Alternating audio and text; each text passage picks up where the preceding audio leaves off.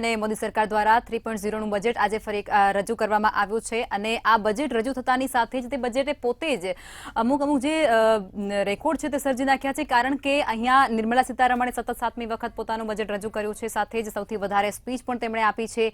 આ સાથે જ કોઈ પણ સરકાર સતત ત્રીજી વખત પોતાનું બજેટ રજૂ કરી રહી છે અને આ બજેટની અંદર કોને કેવા કેવા ફાયદા થવાના છે, શું શું સસ્તું થયું છે, શું શું મોંઘું થયું છે, મધ્યમ વર્ગના જે લોકો છે એને શું ફાયદો થવાનો છે, કોના માટે આ બજેટ ફળશે, કોના માટે નહીં ફળે, તે તમામ વસ્તુઓ પર આપણે નજર કરીશું। ગેસ્ટ પેનલ આપણી સાથે જોડાઈ ચૂકી છે, જેમાં પ્રફુલભાઈ ત્રિવેદી મંતવ્ય ન્યૂઝના એસોસિએટ એડિટર આપણી સાથે જોડાયા છે, પરાગભાઈ પંચાલ કોંગ્રેસમાંથી જોડાયા છે, કૃપાલ શાહ જોડાઈ ચૂક્યા છે ભારતીય જનતા પાર્ટીમાંથી અને અમુલભાઈ ધ્રુવ જોડાયા છે, આર્થિક વિશ્લેષક છે। પહેલા તો તમામ મહાનુભાવોનું સ્વાગત છે। કૃપાલભાઈ, શરૂઆત તમારાથી કરીશું। બજેટ રજૂ થઈ ચૂક્યું છે, ત્યારબાદ વડાપ્રધાને તેના ફાયદા ગણાવી દીધા છે, હાલ તેઓ લાઈવ આવ્યા હતા, એટલે હવે મારો સવાલ તમને એવો છે કે આ જે બજેટ રજૂ થયું એની અંદર બિહાર અને આંધ્રપ્રદેશ જે બંને રાજ્ય છે તેને વિશેષ ફાયદા આપવામાં આવી રહ્યા છે, વિશેષ સહાય કરવામાં આવી રહી છે। તમને નથી લાગતું કે ચૂંટણીની અંદર જે પરિણામો આવ્યા તેની અંદર ભાજપની જે બેઠકો ત્યાં ઘટી છે એનું આ પરિણામ હોઈ શકે? Thank you. સો સ્ટાર્ટ કરીશ તો સૌથી પહેલાં બધાને શુભકામનાઓ અને બધા માટે ગૌરવની વાત છે કે આ ફર્સ્ટ બજેટ છે મોદી સરકાર 3.0નું અને આવું 60 વર્ષમાં ફર્સ્ટ ટાઈમ થઈ રહ્યું છે કે જે સરકાર સતત 3 વખતે બજેટ પ્રસ્તુત કરી રહી હોય।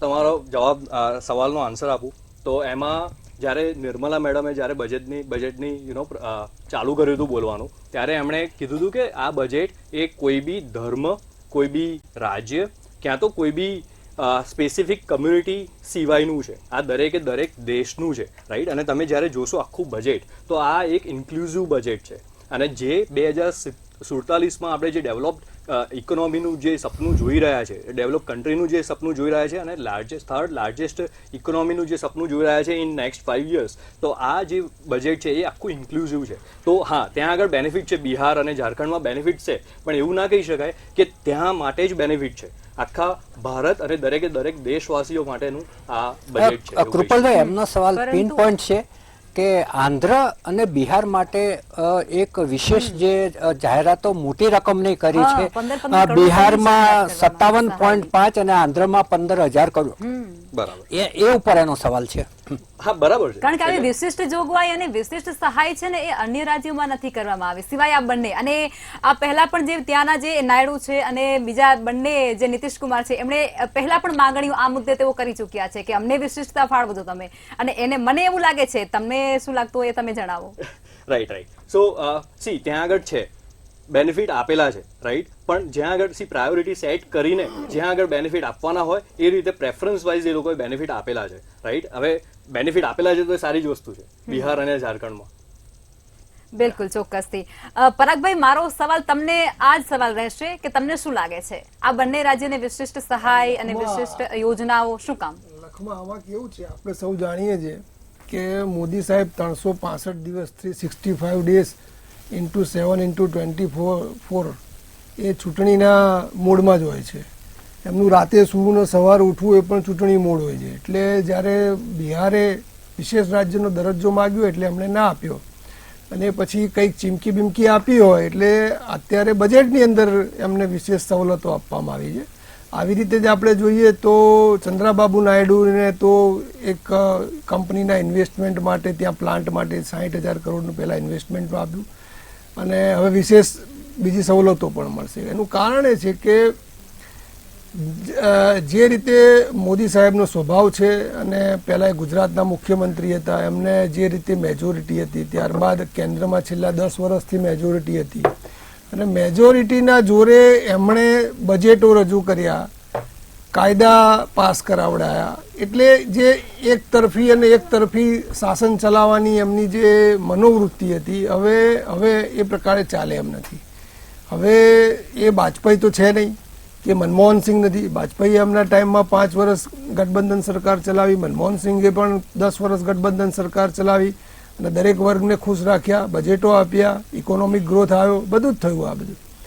પરંતુ મોદી સાહેબના સ્વભાવ મુજબ એ કદાચ શક્ય નથી આ માટે, કારણ કે અમને આગળ જતા આ જે ગઠબંધનના એમના ઘટકો જે છે એ એમને નડવાના છે, એટલા માટે જ વિશેષ એમને સવલતો એમને આપવી પડશે. આગળ જતાં પણ તમે જોશો કે બીજા રાજ્યો કરતાં આ જે ગઠબંધનના ઘટક પક્ષો છે ક્યાંક ને ક્યાંક અને ક્યાંક એમની સીટો ઓછી આવી છે, જેમનો દેખાવ નબળો રહ્યો છે, ત્યાં વિશેષ સવલતો હશે, વિશેષ પેકેજ હશે. ત્યાં રોકાણકારો ત્યાં રોકાણ કરે એટલા માટે જે સરકાર તરફથી, રાજ્ય સરકાર તરફથી અને કેન્દ્ર સરકાર તરફથી વિશેષ ગ્રાન્ટો આપવામાં આવશે. આ બધું જ જોવા મળશે તમને. એટલે બધું જ ચૂંટણીલક્ષી અને રાજકીય હોય છે મોદી સાહેબનું. જી બિલકુલ પરાગભાઈ.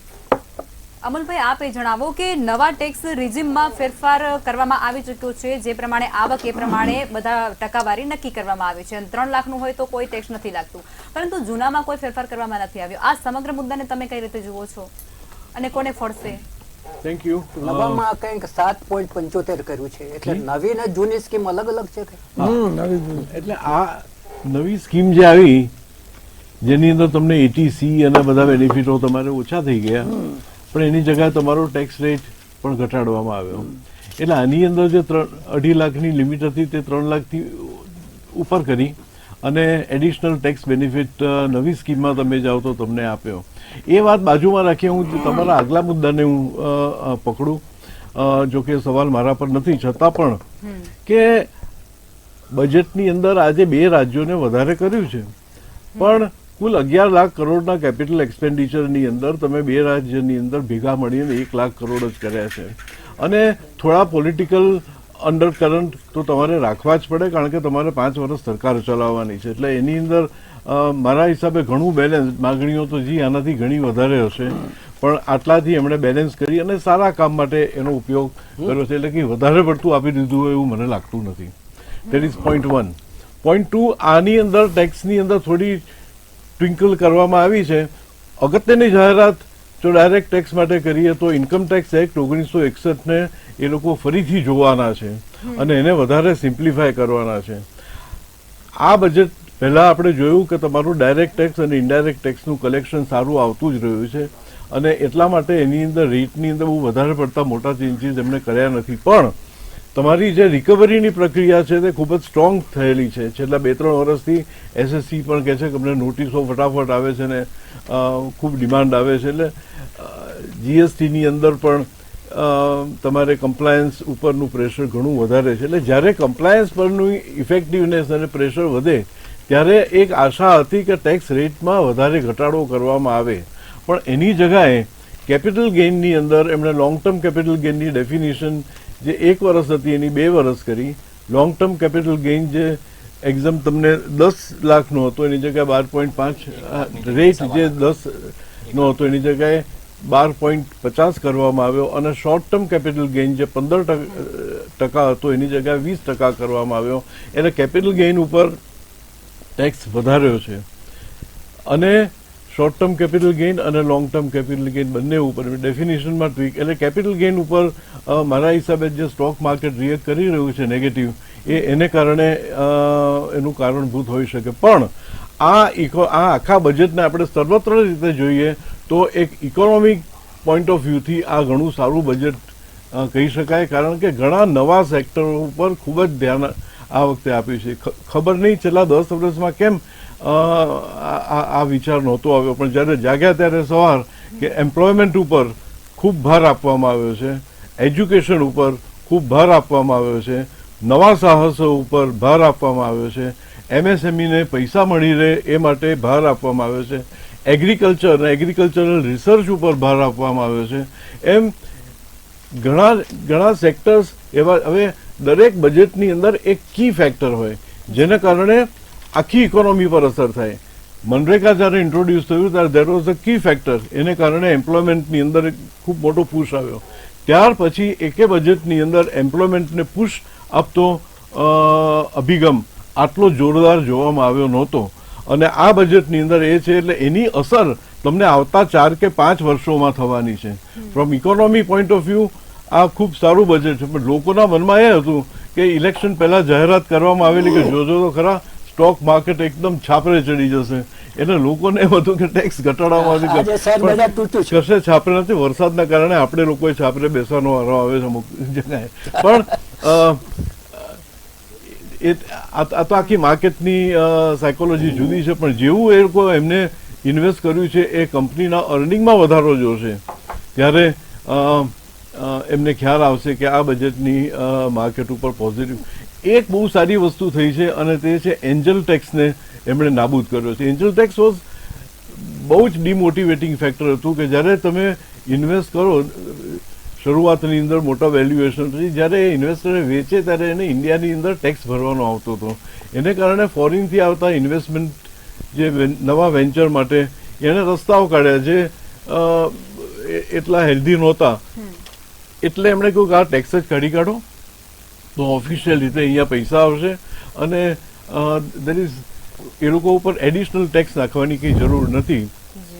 આ એક સારું જ્ઞાન ગવર્મેન્ટને થયું છે અને એમણે આ સારો સ્ટેપ લીધો છે. આ બહુ મોટો નવા સાહસિકો માટે એક મોટો ફાયદાકારક એટલે આ પ્રમાણે ઓવરઓલ જોઈએ તો ઇન્ડિવિજ્યુઅલને તમે તમારા સવાલ પર આવું તો ઇન્ડિવિજ્યુઅલને કે એવું કે લાભો ફાયદો કે ગેરફાયદો થયો નથી. મોરલેસ ત્યાં છે ઇન્ફ્લેશનને કારણે જે મુદત છેલ્લા 3-4 વર્ષથી આ જ એક્ઝમ્પશન પેલી 50,000ની હતી તે જ રવા દીધી છે અને એક તો 50ના 75 કર્યા ત્યાં તો છેલ્લા 5 વર્ષના ઇન્ફ્લેશનમાં એની વેલ્યુ ઘટી ગઈ છે. તો that is nothing much which is given to an individual from real point of view. પણ આ બીજા બધા ફેક્ટરોને કારણે જે ઇન્ડિવિજ્યુઅલ પર પોઝિટિવ અસર થશે તેના ઉપર મેં એમ્ફસાઇઝ કર્યું. બિલકુલ ચોક્કસથી. પ્રફુલભાઈ આપે જણાવો કે 5 વર્ષનું રોડમેપ નક્કી થઈ ચૂક્યું છે, વિકાસલક્ષી કાર્યો થશે તેવું અત્યારથી કહેવામાં આવી રહ્યું છે. આ બજેટ કોને ફળશે તમારા મત મુજબ? ધ્રુવ સાહેબે ઘણી બધી મહત્વની વિગતો આપી દીધી. એમાં 2 થી 3 બાબતો એવી છે કે બહુ જ ધ્યાન ખેંચે એવી બાબતો છે. એમાં એમણે યુવા વર્ગ ઉપર બહુ જ ભાર મૂક્યો છે. કારણ કે તમે જોશો તો લોકસભાની ચૂંટણી પૂર્વે બેરોજગારીનો મુદ્દો ખૂબ જ ચગ્યો હતો અને એણે મતદાન ઉપર પણ ક્યાંક ને ક્યાંક નેગેટિવ અસર કરી હતી. એ સરકારને એ બાબત એમણે સ્વીકારી છે અને હવે રોજગારી ઉપર ખૂબ જ ધ્યાન કેન્દ્રિત એ લોકોએ કર્યું છે.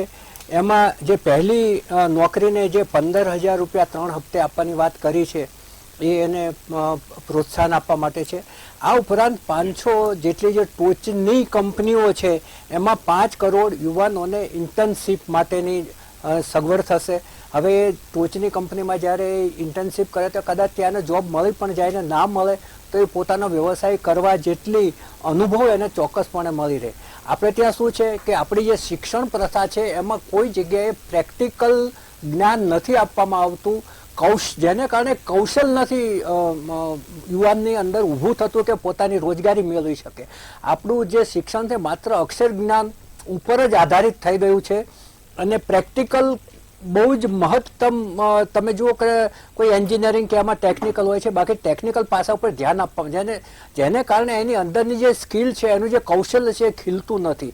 એટલે આવી કંપનીઓમાં નોકરી કરે તો ચોક્કસ પ્રમાણે એનું કૌશલ પણ ખીલે.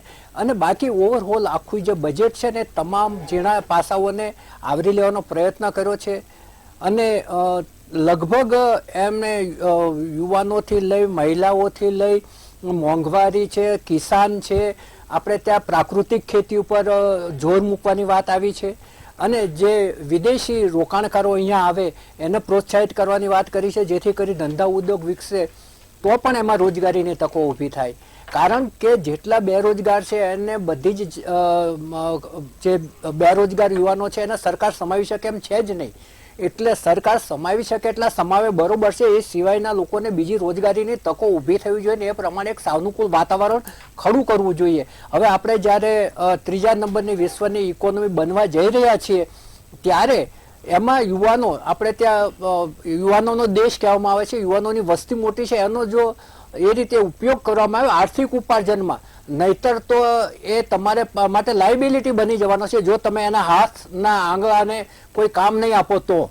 એટલે દરેક હાથને કામ એ જો સૂત્ર અપનાવવામાં આવે ને દરેકને જો કામ મળતું રહે તો આ દેશને 3જી ઇકોનોમી તો જ બની શકે, બાકી તો એક સપનું જ છે. અને જે મોદી સાહેબે અગાઉ એમણે કહ્યું કે 2047માં આઝાદીના 100 વર્ષ પૂરા થતા વિકસિત જે ભારત બનવાનું છે એની એક મજબૂત નીમ આ બજેટની અંદર નાખવામાં આવી છે અને લગભગ તમામ પાસાઓ છે એમાં જે ગરીબી છે, મોંઘવારી છે અને બેરોજગારી છે, આ 3 જે મુખ્ય સમસ્યા છે એને કઈ રીતે સમસ્યાને હળવી કરવી એ દિશામાં ચોક્કસપણે નિર્મલા સીતારમણે કામ કર્યું છે.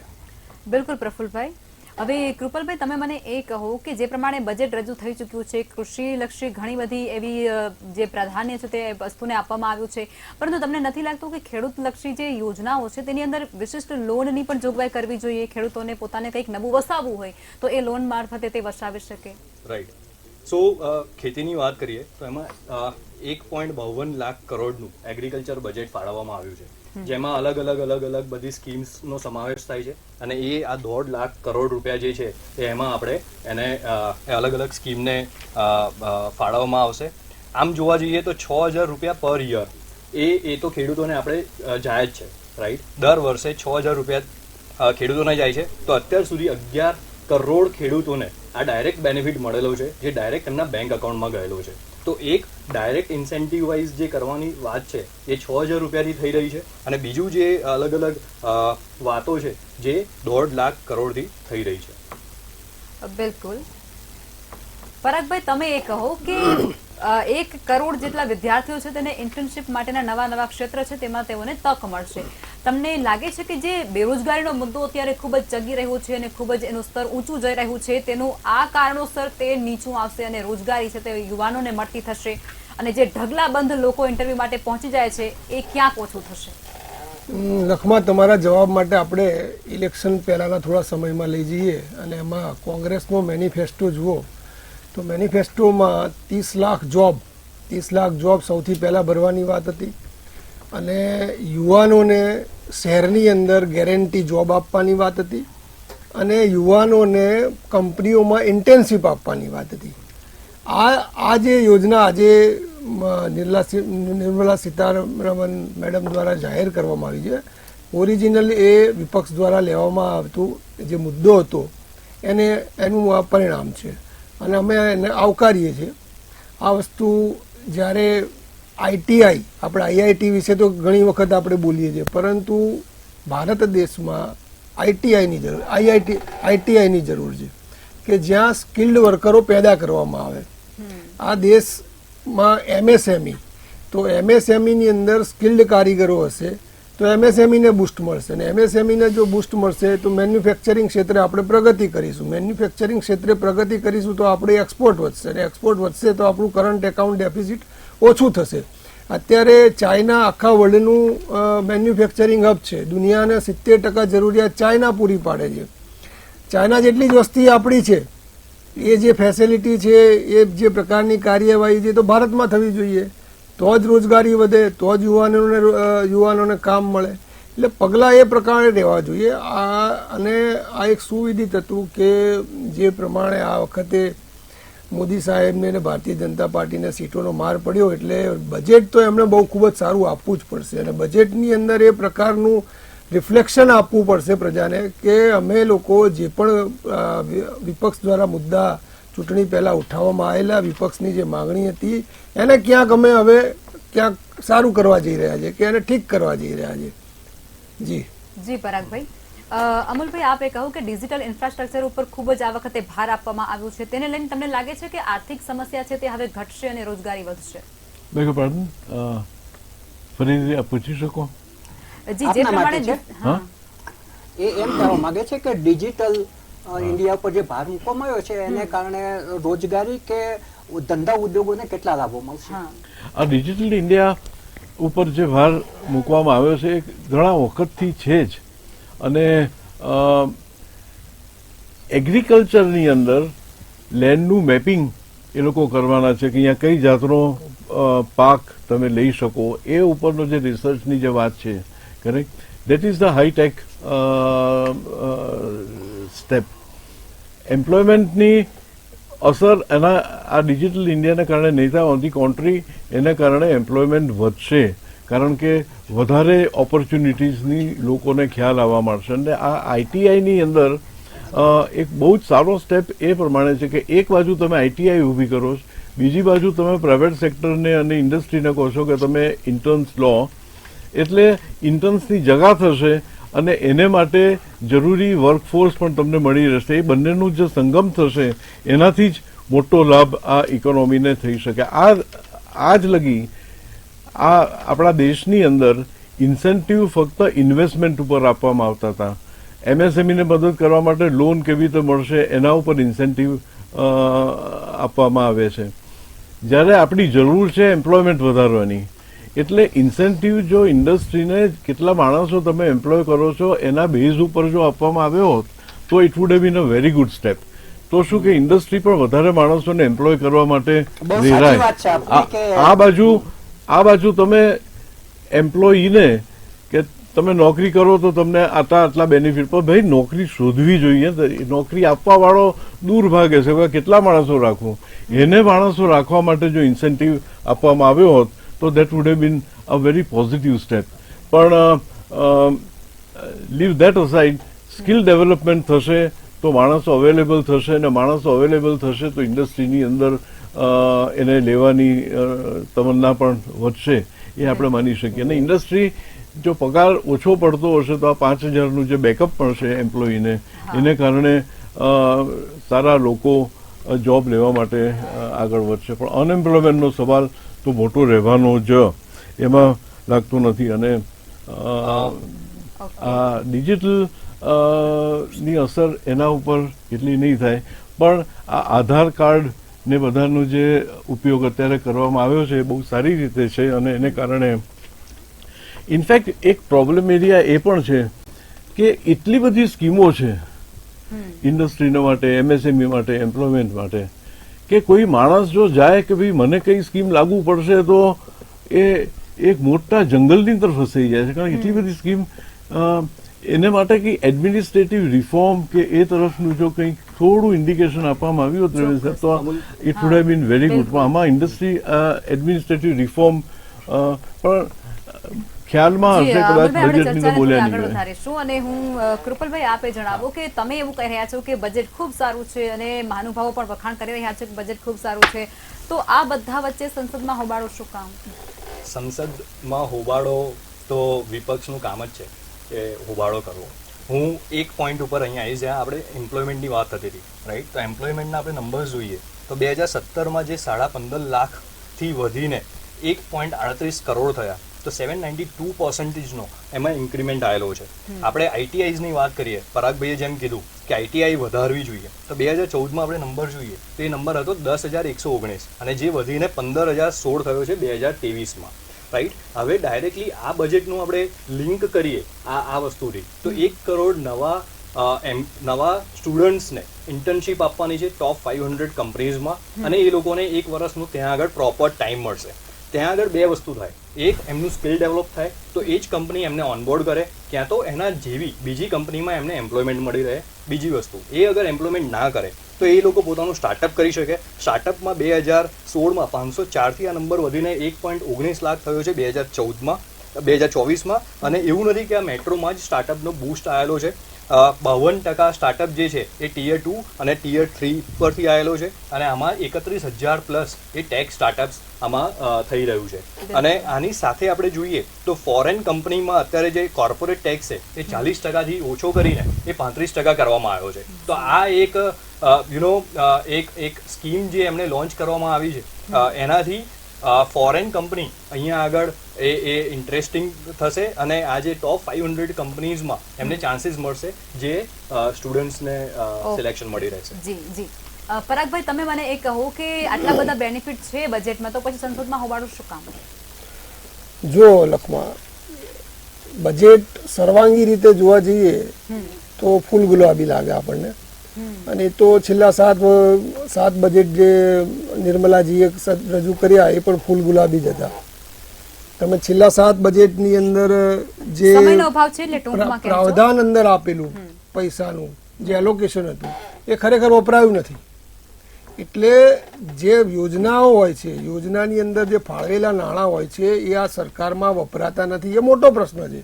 અને એટલો મતલબ એ છે કે સૌથી મોટો ભ્રષ્ટાચાર થાય છે.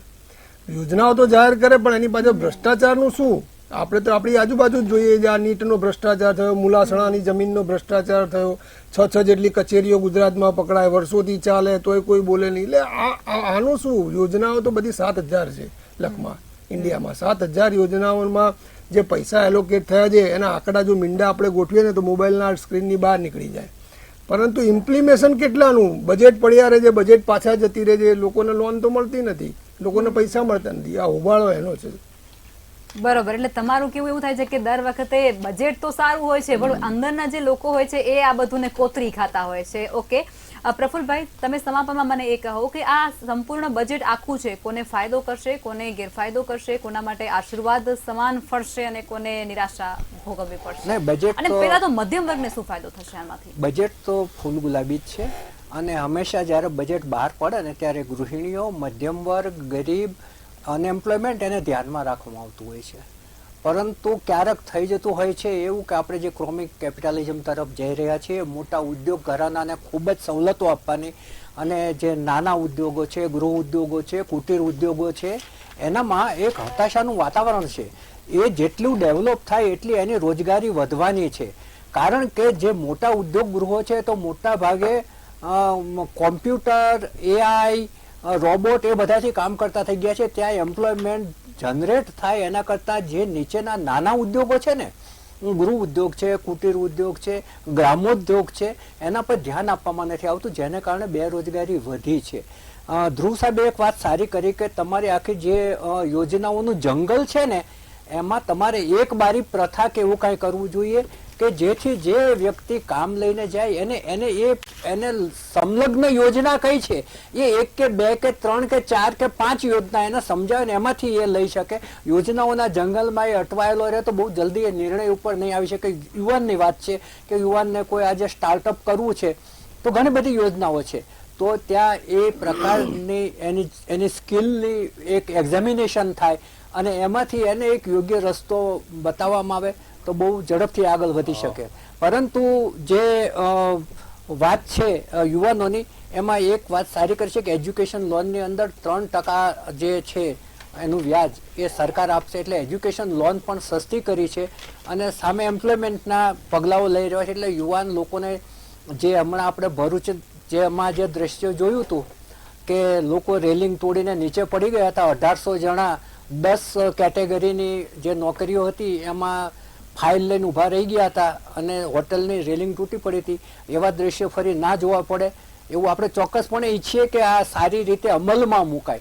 કારણ કે ઘણી વખત એવું હોય છે કે ફૂલ ગુલાબી શબ્દાવૃતા હોય છે, ફૂલ ગુલાબી અમલ નથી થતો. તમે જુઓ કે ખેડૂતોને એની આવક ડબલ થઈ જશે એવું આપણે છેલ્લા 20 વર્ષથી સાંભળીએ છીએ. ખેડૂત મારુતિમાં ફરતો થઈ જશે આપણે 15 વર્ષથી સાંભળીએ છીએ. પરંતુ ખેડૂતને ખરેખર પોઝિશન શું છે? ખેડૂતનો દીકરો દેવામાં જન્મે છે ને દેવામાં મરે છે.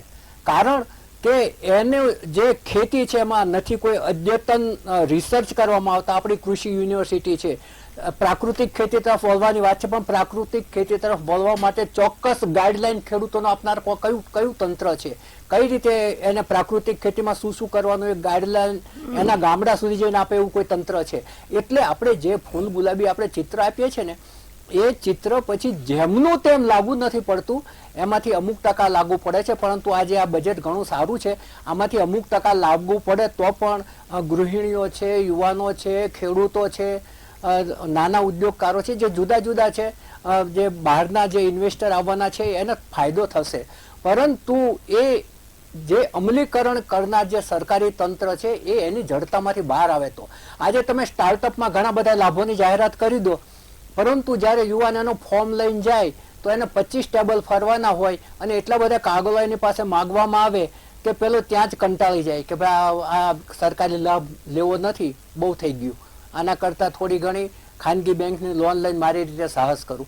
એટલે જે તમારે રસ્તા છે એ પણ સરળ બનાવવા જોઈએ. વહીવટી તંત્રને સરળ બનાવવાની જરૂર છે. લાલ ફીતાશાહી છે એને બંધ કરવાની જરૂર છે. એ અંગે કોઈ બજેટમાં જ કહેવામાં નથી આવતું કે અમે વહીવટને સરળ અને લોકાભિમુખ બનાવશું. બિલકુલ જી. પરાગભાઈ, અમુલભાઈ, કૃપલભાઈ અને પ્રફુલભાઈ ચર્ચામાં જોડાયા તે બદલ તમામ મહાનુભાવોનો ધન્યવાદ. જ્યારે પણ બજેટ રજૂ થતું હોય છે ત્યારે તે મધ્યમ વર્ગને ખૂબ જ સ્પર્શતું હોય છે અને આજનું બજેટ જે રજૂ થયું છે તેમાં 5 વર્ષનું રોડમેપ નક્કી કરવામાં આવ્યો છે. વિકાસથી લઈ અને વિકસિત સુધી જવાની જે પ્રણાલી છે તેને વેગ આપવા માટેની અનેક યોજનાઓ છે તે પણ ત્યારે પ્રકાશમાં આવી રહી છે. હવે તે યોજનાઓ છે તે પાયા સુધી પહોંચે, જમીન સુધી પહોંચે તેવી અપેક્ષા સાથે ચર્ચાને સમાપ્ત કરીશું. નમસ્કાર.